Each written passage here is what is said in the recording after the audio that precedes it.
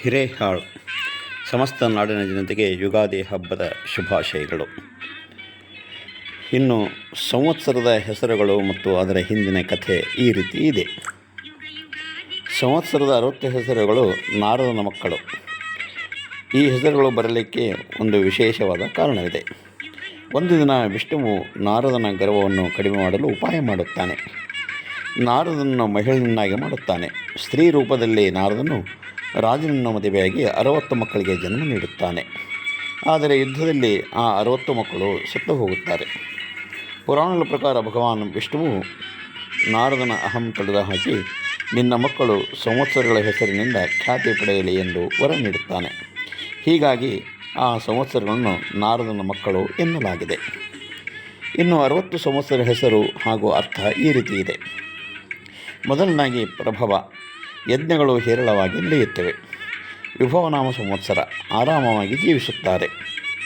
ಶುಕ್ಲನಾಮ ಸಂವತ್ಸರ, ಸಮೃದ್ಧ ಬೆಳೆಗಳನ್ನು ಬೆಳೆಸುತ್ತಾರೆ. ಪ್ರಮೋದೂತ, ಎಲ್ಲರಿಗೂ ಸಂತೋಷವನ್ನು ನೀಡುತ್ತದೆ. ಪ್ರಜೋತ್ಪತ್ತಿ, ಎಲ್ಲರಿಗೂ ಸಂತೋಷವನ್ನು ನೀಡುತ್ತದೆ. ಅಂಗೀರಸ, ಭೋಗಗಳು ಉಂಟಾಗುತ್ತವೆ. ಶ್ರೀಮುಖ, ಸಂಪನ್ಮೂಲಗಳು ಹೇರಳವಾಗಿರುತ್ತವೆ. ಭಾವನಾಮ ಸಂವತ್ಸರ, ಉನ್ನತ ಭಾವನೆಗಳನ್ನು ಹೊಂದಿರುತ್ತಾರೆ. ಇವ ನಾಮ ಸಂವತ್ಸರ, ಮಳೆ ಬೀಳುತ್ತದೆ, ಬೆಳೆಗಳು ಸಮೃದ್ಧಿಯಾಗಿ ಇರುತ್ತವೆ.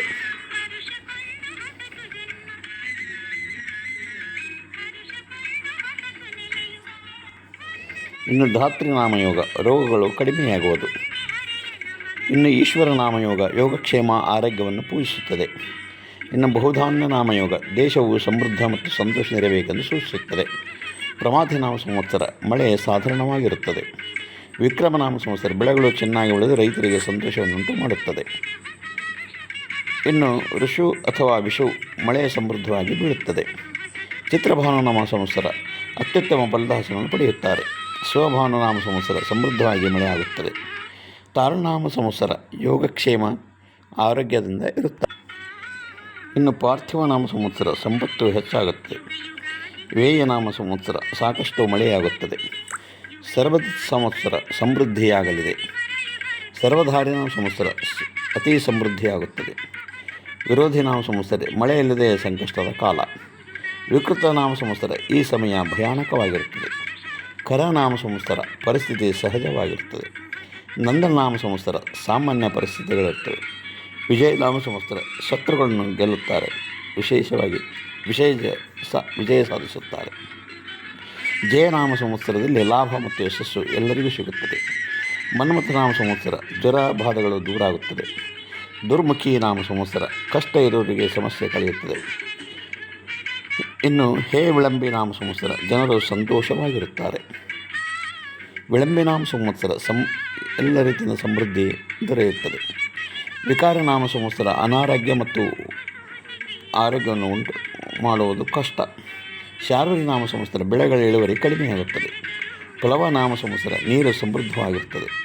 ಶುಭಕೃತ್ ನಾಮ ಸಂವತ್ಸರ, ಮಂಗಳಕರವಾದ ಕಾರ್ಯಕ್ರಮಗಳು ಹೆಚ್ಚಾಗಿ ನಡೆಯುತ್ತವೆ. ಶೋಭಾಕೃತ್ ನಾಮ ಸಂವತ್ಸರ, ವಿಶೇಷವಾಗಿ ಲಾಭ ನೀಡುತ್ತದೆ.